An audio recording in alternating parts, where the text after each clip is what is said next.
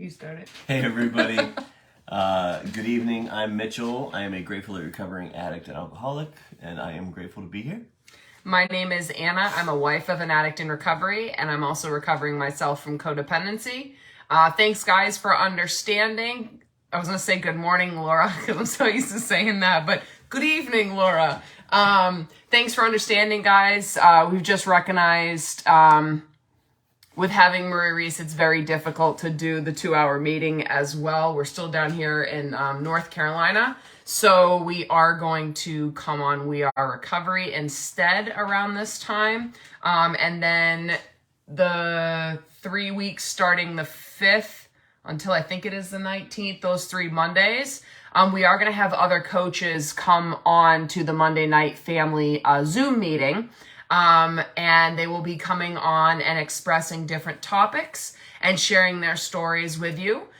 We have family and we also have addicts in recovery that are coaches that are going to come on and share their experiences with you. Yeah, it's real cool. Yeah, and topics that they find very interesting. So just know that those 3 weeks, Mitchell and I will not be there. However, there will be other amazing coaches there sharing new topics. I work midnights. It is my morning. Okay, good morning then, Laura. Good morning. All right, so guys, what we're going to do is Mitchell and I are going to talk about gaslighting. This is something that this fly's going to bother me this whole time. This is a topic that we just realized we've actually never really talked about on a We Are. We've only talked about in the Monday night meeting. So we are, in a sense, going to start from the beginning, but we're going to go quickly over it, and I can come on a Monday night morning. I'm trying to get the fly out. A Monday night morning and talk more about gaslighting. So, guys. There's 4 more coming. I know, right? We'll just start what is gaslighting? It's to manipulate someone by psychological means into questioning their own sanity. Gaslighting is a form of psychological abuse where a person or group makes someone question their sanity, perception, or reality or memories. Now, this is something that I can post later on We Are Recovery. This is something that we created for the Monday night meetings, that we took information of where we gathered, and then also from personal experiences in which we've gone through. So I need everyone to recognize that gaslighting is something that is very harmful. And the reason why is the one thing that we've got in this world is ourselves and our perception of reality. And what gaslighting does is it actually has us question our own this fly is gonna bother me all the time, makes us really question our perception of reality. I know, I see it. Like, this is my ADHD going with a fly. So it really does have us. I think it went out. Okay, has us questioning our reality and our perception. I want everyone to also know that gaslighting is also gaslighting is also something that does not just turn on and off like a light switch, okay? It's not something, right, Jillian? It's not something that happens just like this. It's a slow progression. So I want you to actually think of a light switch, but with a dimmer. All right. So it's something that might occur as me looking at Mitchell and going, Mitchell, I know you're drinking. Absolutely knowing that he drank. That's my perception. I absolutely know it occurred. But over time, when the lying occurs, my reality, I start to go, well, I can see he's swaying. Like, I know he's drunk. Second and third time, I know he's drunk, but he's telling me he's not. And if someone really loves me, they're not going to do that. And it's just what you're thinking about, what you're feeling. It has nothing to do with me. I slowly over time start questioning myself, and then I start feeling insane by my own perception. Okay. So that's how gaslighting works. It's not something that just happens right like this. It's a slow progression into us questioning our own sanity. And it's a mechanism, right, we use. And Laura, it's not when they talk down to you. It's when someone, it's almost like flips something on you. Like it's about me. It's someone's perception about what I'm doing, and I turn it back onto them. I totally negate what they're saying about me, and I make it about them. instead. You know what I mean? So it's like takes the focus off me, makes them second guess themselves, because then now they're in this defense mode. Yep. So then they're unsure, and like Anna just said, then they become then the gaslit person becomes unsure of themselves, starts questioning their reality, and the longer that goes on, the more that the gaslighter continues to use that technique, just because it's a learned behavior. It's a go-to. It's not like manipulative. It's not like Usually, premeditated thought out. It's like people, the behavior. Yeah. This is the behavior. It works. It makes the loved one second guess themselves, which makes the addict able to use more. Hi, Amber. And so it keeps that insanity flowing. So it's just a go-to for the addict, because it keeps the loved one guessing, right? So this stuff just all working together over time just perpetuates itself. Like Anna said, it starts slow, but like, I think the first time I turned something back on Anna in my addiction, a lot of my feelings. She was probably like, no, I know this, right? And then the next time I did it, she's like, no, I know this, and like she just said. Then she starts second guessing. Is it because he's always saying this other thing? So it's really hitting core beliefs in her. And then the addict sees it working. So then the addict just knows, just on like instantly flip it back on, Anna, my parents, my siblings. So they second guess themselves, and then I can like go in attack mode with like just anger and frustration, you know what I mean, all that stuff. And then I get what I want, because they're just second guessing themselves and nervous and anxious, and a lot of people too, guys. I just want this really expressed on here. A lot of people don't know that they're gaslighting. It's just a behavior that comes out until it's really recognized that what you're doing is gaslighting. Gaslighting doesn't have to just happen with addiction. It does generally go hand in hand with addiction, but it can happen, truth be told, a behavior that we do ourselves sometimes. We do ourselves a lot of times. It can happen with coworkers. It can happen with families, with friends, and a lot of the times it's not done with the intention to be malicious. It's just a reaction that comes from people, and they're not recognizing that's what they're doing. Then there are other times within addiction, it comes a lot with that survival mode of how do I get that next 15 seconds of what I need. Yeah. And so the gaslighting just occurs. Yeah, I think it's like the lying, gaslighting, manipulating, all comes with addiction. Yes, and I'll get, Suzanne just wrote, my son is gaslighting me today. We'll go more into like how we can combat it, but guys, we really need a support system with gaslighting, because if it's just us and someone in active addiction that is the person that's doing the gaslighting, again, we're questioning our own sanity, we're questioning our own perception, and that really is a scary thing, because remember, what we have in this world is our perception of reality, okay? So when that is skewed, that's very scary. And I know you know what that feels like. And when we have a support system, if we can talk about, hey, this just occurred, and then someone go, Anna, that's not right. What you feel is valid. Mm-hmm. That helps me combat the gaslighting. And I can tell you a perfect example of gaslighting was one of the things that frustrated me the most with the addiction, besides the lying, was I would look at Mitchell, which now we know is the addict, and expressing, hey, I'm really hurt by what you did. I didn't do anything. You're making it a bigger deal. You have no reason to be upset.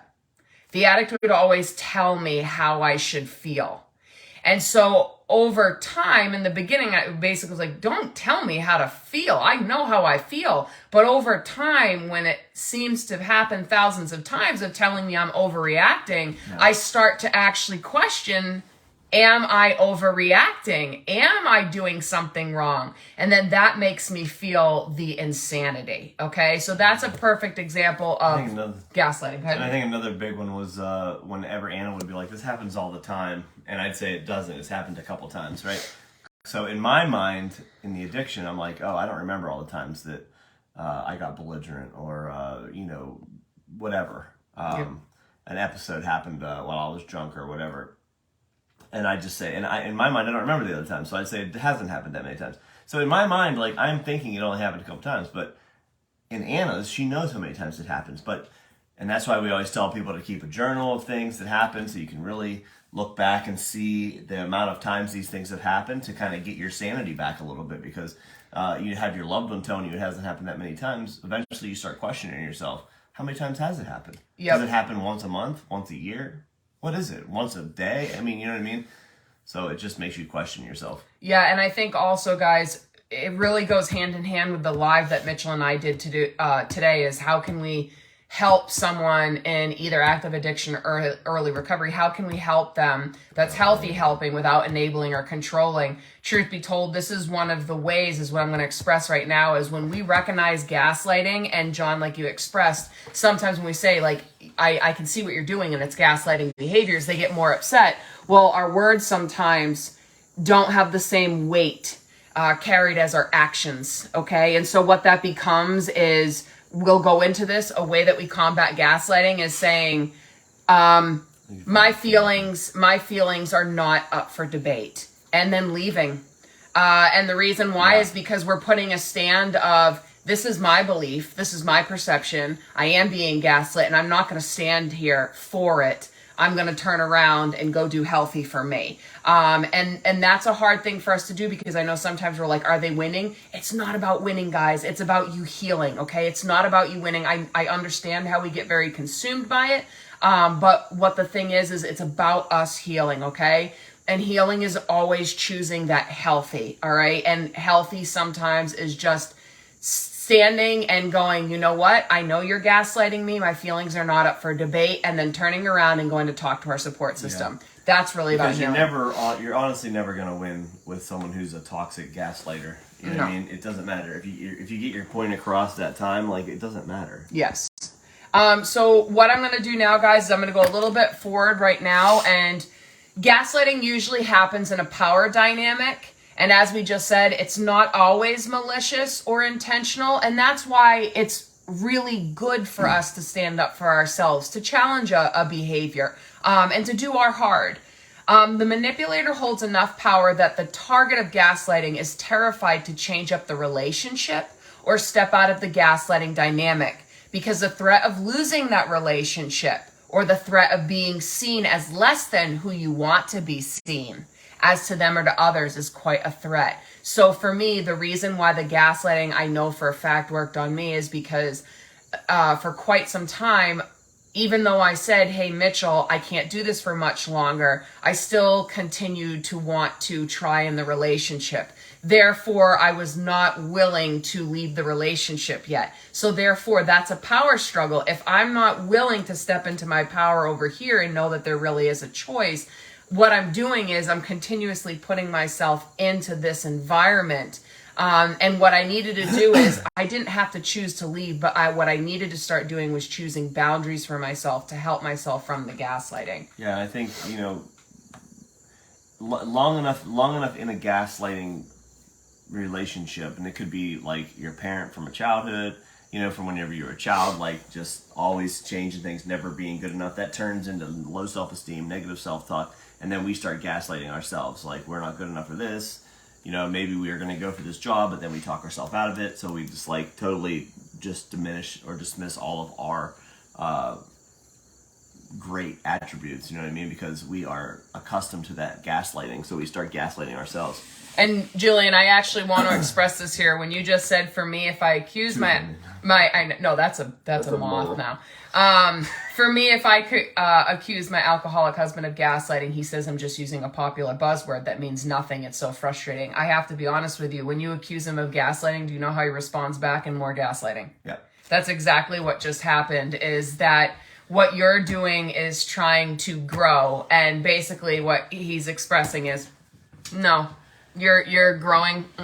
No, it's not. And that's you could say it's not a new buzzword too, because it's from a 1930 movie. Yes, that's what I was actually going to say. The truth is that the term gaslighting actually came about from 1938. It was a play by Patrick Hamilton known in America as Angel Street, and later developed into the film Gaslight by Alfred Hitchcock, in which a husband manipulates his wife into thinking she has a mental illness by dimming their gas-fueled lights and telling her she is hallucinating. So it's truthfully... almost 100 years old. Yeah.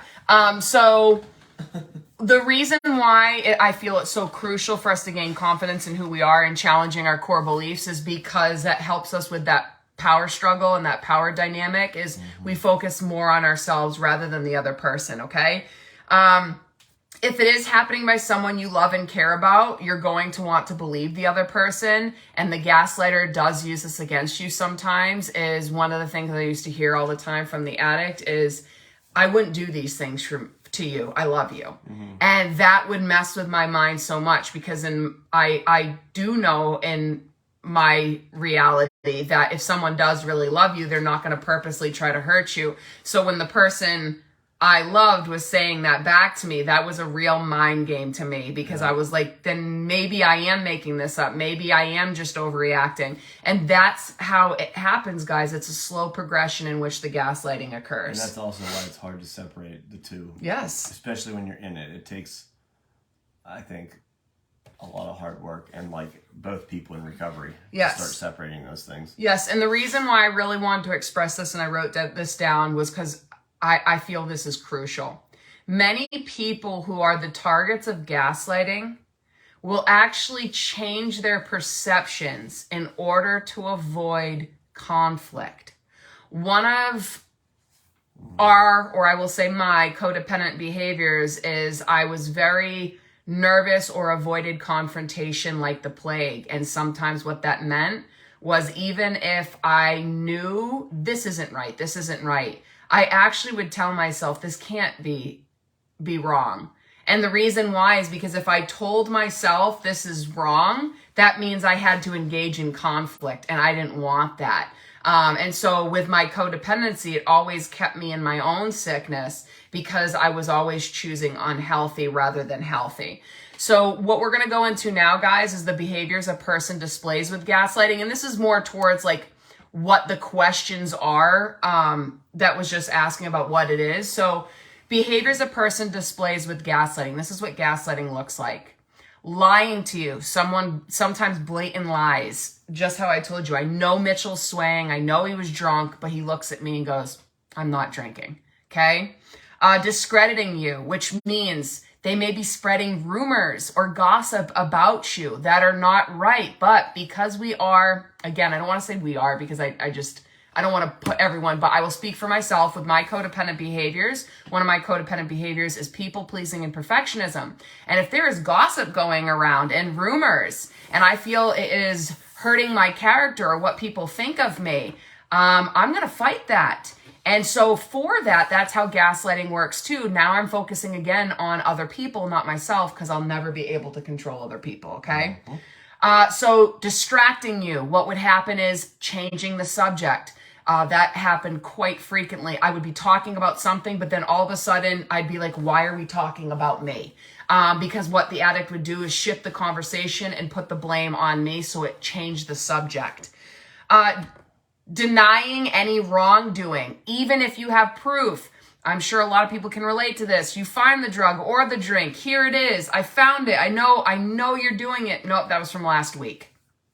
That's gaslighting too, because we start to question ourselves, even if we go, we know you did it now. But with them saying that, it questions our reality.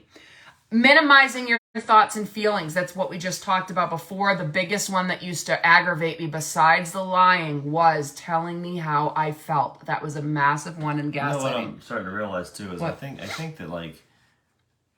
that the lying to cover up stuff in my addiction eventually turned to gaslighting because the lies to like answer you were just to save my skin, right? Yes. And then it turned into gaslighting because it was like, now I can just make stuff up to get you off my case. Yep. It wasn't even lying about a certain specific situation. It was just no matter what you said, it was something else I'd just throw at you. Yes. You know what I mean? So I think my lying turned into gaslighting. Well, that because the reason why I think the gaslighting works and meaning as between a codependent and an addict, even if it's so unhealthy, the reason why is because what we talked about today is that it leads into enabling. If I start changing my perception and believing you, I'm going to enable you because I don't trust in myself anymore. I don't have any confidence in myself. So therefore, I basically follow you. I'm going to enable the addict.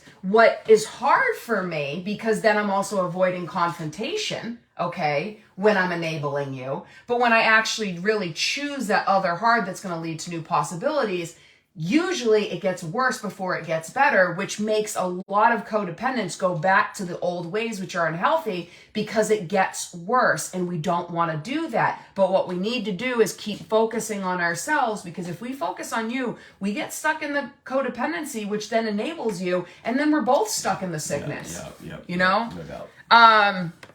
All right, let's see. So another one we talked about too, guys, is shifting the blame. So we're first talking about them, but then all of a sudden it's everybody else's reasons of why they used or things like that.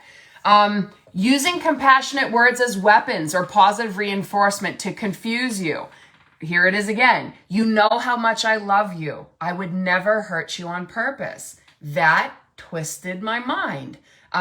That happened a lot. I would never do. Another thing that I now recognize was gaslighting is if I was over the family's house because the addict was hurting me, getting texts and saying that, you know, we're in a marriage and you're the reason why that we can't fix this, because I'm sitting over here at the house waiting to have a conversation and you're over my parents' house. And I remember in my mind going, but yeah, you're hurting me. That's why I'm here. But then when I'm getting like those words, it makes me go, should I not be reaching out to his family because we're in a relationship? Should I just be working on this with my husband? And so remember, another thing that gaslighting does is keeps us alone and isolated, and we need to break out of that isolation. That's why we need a support system, okay?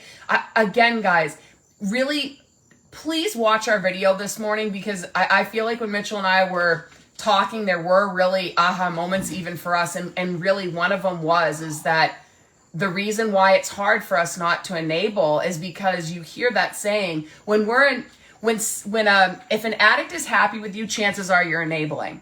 And if we don't want to feel what we call negative emotions that hurt, that's that pain, a lot of the times we will actually enable because it leads to some sort of survival and normalcy. But actually leaning into our own heart and doing the healthy and holding boundaries, that leads to confrontation. We don't like that. So a lot of times we go back to the old, but what we really need to do is lean into the healthy. Rewriting history, retelling stories in their favor, which turn people against you. Wear you down over time. I think that's something that a lot of us can relate to. And what I was saying, it's not just a light switch. It's like a dimmer. You get wore down over time. If you've ever heard the words, I'm mentally exhausted, or I feel drained, if you have said those, chances are this is what's occurring. Actions do not match their words. What I used to call them was empty promises. I'm going to do A, B, and C. I'm going to get it this time to Anna. I'm going to go to meetings. I'm going to do this. I'm going to do that. And then all of a sudden looking and going, nothing's happening. But then also getting later, I never told you that. And that's why we're going to go into a little bit later what we need to do to combat gaslighting. And one of the things to do is keep a journal of what occurs, when it occurs, so that we can actually look back and go. And I actually have a journal. Towards the end, I wrote a journal. I actually found a journal that was 2 years prior. That's what made me really have the realization. I remember reading, like, the first sentence was, Mitchell hid cigarettes in the couch. Mitchell told me he would go to therapy. He hasn't gone to therapy. Mitchell, and I remember staring at this and looking at the date, and it was 2 years prior. And I remember going, it was the last time. And I remember going, I don't want to do this again. And that's what led me to, like, I'm packing up my stuff and leaving. I can't keep doing this. They project. They're a drug user or cheater themselves, and they constantly project what they're doing onto you. They tell you everyone else is a liar. Instead of taking their own accountability. And I've actually heard this before, is people that have attended 12-step programs for families. I have heard their active addicts actually look at them and say, you're joining a cult. They're just trying to brainwash you. That's gaslighting. Because what those people are trying to do, those family members, is receive support and help and grow. And the addict is telling them that they're joining a cult. And the reason why is because the addict doesn't want you with other people that are going to help you heal. Your true individual does, but your true individual is not there right now. It's the addict. The addict wants to keep you right there beside them. What, me tapping? Tappy. Oh, tappy. They tell you or others that you're crazy. This is one of the most effective tools of the gaslighter because it's dismissive. The gaslighter knows if they question your sanity, people will not believe you when you tell them the gaslighter is abusive or out of control. It's a master technique. That's why you need support who understands you. Because a lot of the times, if you have a group of friends, let's say, that does not understand addiction, or maybe are addicts themselves, if they express like this person's insane and all these different things, then you go to them and then all of a sudden they go, well, you're the crazy one. You're the ball and chain. They don't understand addiction. They don't understand what you're going through. That's why it's so crucial that we need our own support system that understands what we're going through, can be a safe place. Yeah. This is a big one too. They are unsupportive of your growth or even block it. Hence why, you're just joining a cult. They're trying to brainwash you. That's not being supportive of your growth. That's them actually blocking you of your growth. I want you to sit there and ask, would your true individual ever try to block you from healing and growing? No. Okay? And if you're saying yes, gotta definitely sit down and do some soul searching, okay? If you even believe the true individual would even say that to you. That's something you really need to soul search. But the majority of the times it's no. My loved one, if they were really in front of me, they'd want me to heal. That gives you proof right there that then what you're doing is you're dealing with the addict. That means you're not doing anything wrong. Hold those boundaries. It's the best thing for you, and also healthy support for your loved one. So going in a little bit more with this, countering. This describes a person questioning someone's memories. They may say things such as, you never remember things accurately, or are you sure? You have a bad memory. So when it's challenging our memory, we get nervous. And I've recognized, Mitchell, that's why sometimes I have more trauma responses with that one. When it's not gaslighting, when I'm not listening to certain things and you go, Anna, I did tell you that, and you know how I get more frustrated? I think because there's a battle inside me is sometimes I'm thinking to myself and going, okay, I know that sometimes I'm not there when we're having conversations, but I think I get a trauma response, especially the last time we were down here at the beach and you told me that it was something about Target, and we weren't going to Target. Usually I'm calmer, but I raised my voice at you and really said, I did not say that, and got really upset. And after weeks went by, I recognized the reason why is when you raised your voice, which you don't usually do, and told me that didn't happen, I got really triggered. And it made me feel like the addict was there. Yep. And so it was a more heightened response. So I think that's what gets me more. Withholding. When someone withholds, they refuse to engage in conversation. To be completely honest, guys, this is something that I used to do. I did not know that it was gaslighting. What I called it was the silent treatment. What I found is that is unhealthy. What we need to do is first express why we're upset, then put the boundary up and walk away. What I used to do, say I was mad and then not talk to Mitchell or other people for a long period of time to almost prove that like you really hurt me and upset me. But that doesn't help anything. That's unhealthy because that doesn't lead to healthy conversation. That's me blocking every point of my own healing and somebody else's, okay? Trivializing. This occurs when a person belittles or disregards the other person's feelings. This is, again, the big one. They may accuse them of being too sensitive, or you're overreacting when you have valid concerns and feelings. So if you express your feelings and then someone disregards you by saying you're too sensitive or you're overreacting, those are your feelings. Those feelings will always be true to you. They're yours. Forgetting and denial. Denial involves a person pretending to forget events or how they occurred. They may deny having said or done something or accuse someone of making things up, okay? So that's why it's also important to write things down, because they may agree to something, but then tell you later, no, that didn't occur. That will help you. Mitchell, do you want to do these last? No? You're like, no, okay. Okay, I see that. Blocking and diverting. With this technique, a person changes the focus of a discussion and questions the other person's credibility instead. For example, they might say, that is just another crazy idea that you got from your friends. When the abuser changes the subject or questions the victim's thinking, okay? Stereotyping. An article in the American Sociological Review states that a person using gaslighting techniques may intentionally use negative stereotypes for a person's gender, race, ethnicity, sexuality, nationality, or age to manipulate them. For example, they may tell a female that people will think she is irrational or crazy if she seeks help for abuse, okay? Gaslighters may also start with something that's very sensitive to you, a sensitive topic, and that's how they hook you in for engagement. You reading that question? Yeah, I was just reading. Okay. So ready, guys? Signs you're a victim of gaslighting. You're constantly second guessing yourself or have trouble making decisions. I will just give you an example right now that I don't do this even close to what I used to, but I would walk back and forth in our house. This is not an exaggeration, at least 4 times to make sure I lock the door. I don't do that anymore. I honest to God think I did that because I had no confidence left in myself because of the gaslighting that I was even questioning if I remembered to lock a door. Okay? So I constantly second guessed myself about everything. And I already had a core belief about mistakes equaled failures. And now if I'm always second guessing myself in mistakes, I really did feel stuck because I wasn't moving. You're ruminating about a perceived character flaw, like being too sensitive to yourself. Am I too sensitive? Am I not good enough? You find it difficult to make simple decisions. You become withdrawn and unsociable, especially if maybe you were before.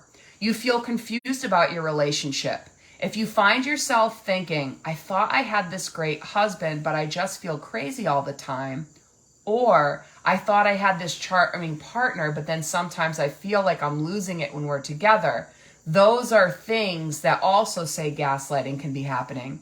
In a confrontation with the person that might be gaslighting you, you feel like you suddenly find yourself in an argument you did not intend to have. John, you expressed that earlier. You're not making progress, or you're saying the same thing over and over and over again, and you feel like you're not being heard. Guys, if you feel like you say the same thing over and over and over and you're not being heard, you are being gaslit because that person is not hearing you. They're turning things around on you. You feel fuzzy or unclear about your thoughts, feelings, or beliefs. You're always apologizing. That was a big one for me. That was also from trauma. I always find myself saying sorry. You're frequently making excuses for your partner's behavior. You lie to family and friends to avoid having to make excuses for them. That's also our codependency. You can't understand why you're not happy in your own life. You feel hopeless, joyless, worthless, or incompetent sometimes. You know something is wrong, but you just don't know what it is. And gaslighting can also cause anxiety, depression, and psychological trauma, okay? So it's very important for us to work on ourselves and gain that good support system. Mitchell, if you do want to go to bed, I can finish this up. Well, no, I thought you said it was going to be remember I asked about how long we were going to go. Well, if you want, we can do a part 2. Well, no, I don't I mind. was just wondering, because you said less. I didn't know. It sounds like you're doing a whole Well, I didn't see. I was trying to go through it because we were going pretty good in this. Yeah, go for it. Because we're almost done. Okay, cool. So in here, what it talks about is you doubt your own feelings and reality. So you try to conceive yourself that the treatment you receive is not that bad or that you are being too sensitive, okay? You question your own judgment and perceptions. You are afraid of speaking up or expressing your emotions. So if you find yourself terrified to speak up to the other person, that is a reason why there's gaslighting that can be occurring. You feel vulnerable and insecure. You often feel like you walk on eggshells around the person you care about. You feel alone and powerless. You are convinced that everyone around you thinks you are strange, crazy, or unstable. Just like the gaslighter says you are, this makes you feel trapped and isolated. You also feel on edge sometimes and lack self-esteem. You wonder if you are what they say you are. So the gaslighter's words make you feel like you are wrong, unintelligent, stupid, inadequate, or insane. Sometimes you even find yourself repeating these statements to yourself. You wonder if you say you are disappointed in yourself and who you have become. For instance, you feel like you are weak or passive. and that you used to be stronger or more assertive. You feel confused. The gaslighter's behavior confuses you, almost as if you're as they are Dr. Jekyll and Mr. Hyde. You worry about being too sensitive. The person minimizes hurtful behaviors or words by saying, I was just joking, or you need thicker skin, okay? You have a sense of impending doom. This was a massive one. You feel like something terrible is about to happen when you are around that person. This may feel included threatened or on edge without even knowing why. I remember when the addict would walk through the door, I would already be on edge and nothing would have already happened, but I felt that inside. You spend a lot of time apologizing. You feel the need to apologize all the time for what you do or who you are.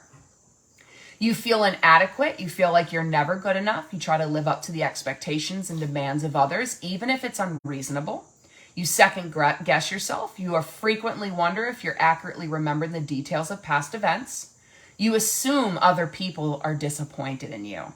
You apologize all the time for what you do or who you are, assuming you have already let people down when they have not told you that. You wonder what's wrong with you. You wonder if there's something fundamentally wrong with you.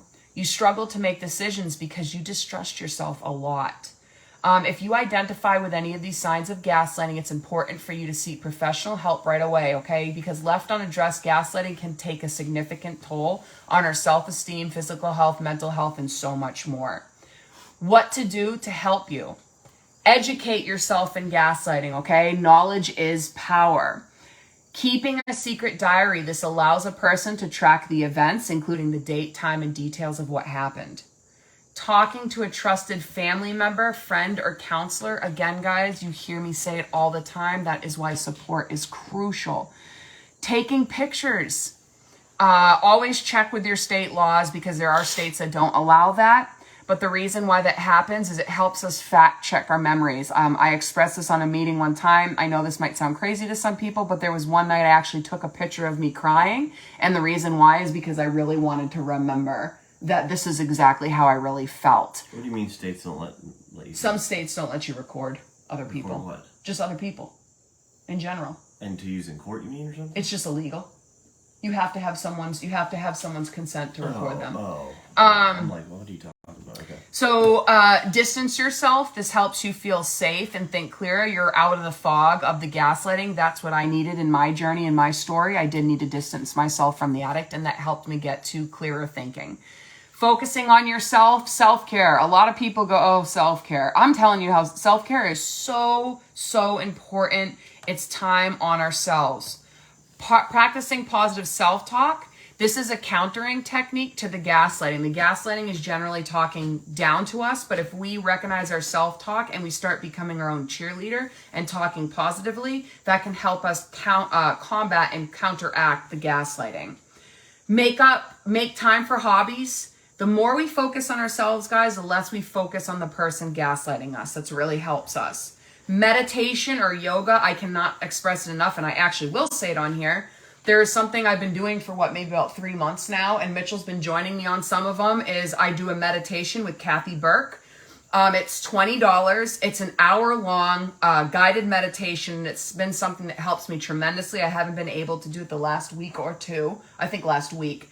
But I will be doing it again on Wednesday. If anyone would like that info, go ahead and private message me or write me in this chat and I'll give it to you again. It's $20 for an hour-long guided meditation at the end. She really helps us with some spiritual guidance, and that always helps me. The reason why too, guys, meditation and yoga helps us recenter ourselves. Gaslighting, we kind of question the past and the future, not right here in the now. Any physical activities like walks in nature, breathing deeply, like we talked about yoga, it helps because it's skills that help us witness ourselves and how we're feeling rather than focusing on other people. The key is always focusing on ourselves. Finding support. Again, tell your truth as many times as you need to other people. That helps us combat. I've had people say, haven't you heard this from somebody? It seems like 1,000 times. Yeah, but maybe that person needs to express it 1,001 times for them to start having confidence in themselves. And that's what I'm here for, is I'm here to help people find themselves and trust in themselves. Reconnect with your intuition and your body. It tells the truth. Avoid trying to reframe your experience or your feelings, okay? Don't explain it away or give it meaning before you're ready. Focus on you, focus on your feelings. Accept your reality so you can move forward. Now, another thing is, the last things, guys, and like I said, I will not tomorrow. I'm going to do a live on working through anxiety when we're in the heart of something. But the next few meetings, what I'll do is I'll take this gaslighting and I'll put it into parts so we can talk more specifically about it, okay? Because I know this is kind of a quick overview. First, identify the problem. Recognize the problem is the first step. Same thing with admitting addiction or codependency.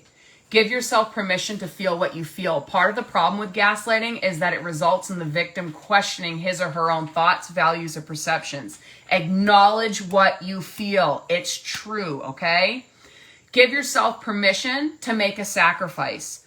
Part of what makes it tough for a victim to leave a gaslighter is that tango, is that the abuser is someone they care about, they look up to, or they have a relationship with. Just because something seems good, sometimes you need to distance yourself and create boundaries to regain your sense of self. We need to regain ourselves. Start with making small decisions. To get out of or stop a gaslighter, take one step at a time, okay? Just saying no is a great step. Say no and then walk away. Don't engage in arguments when gaslighting's occurred. You heard Mitchell say, you're not going to win with an addict. It's not about winning, guys. It's about healing. But you're not going to win if we're going to talk about the word. The reason is it's illogical, okay? It's illogical, and it's always going to be unhealthy. Get a second opinion. Ask a friend or family member or your support, okay, what they think about what the abuser is saying. Have compassion for you. Having compassion for yourself is super important, okay? You're responsible to you. That's it. Not to the other person, you. You need to be honest with yourself. Maybe tomorrow your partner will be great. Maybe tomorrow everything will be great, okay? But focus on what you're feeling in the moment. That's what it makes it hard for us separating the addict from the loved one. We're always thinking about the memories of the past and the hopes of the future. We need to think about the now.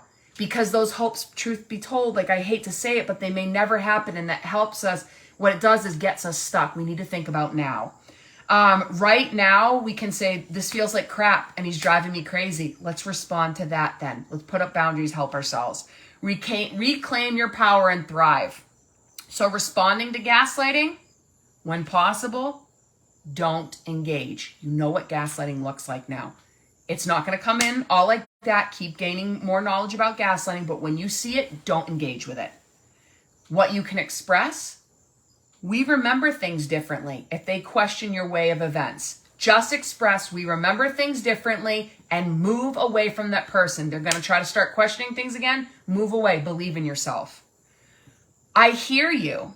That isn't my experience. Again, they can express what they want to, but you don't have to question your own reality. Express that, walk away. I'm stepping away from this conversation.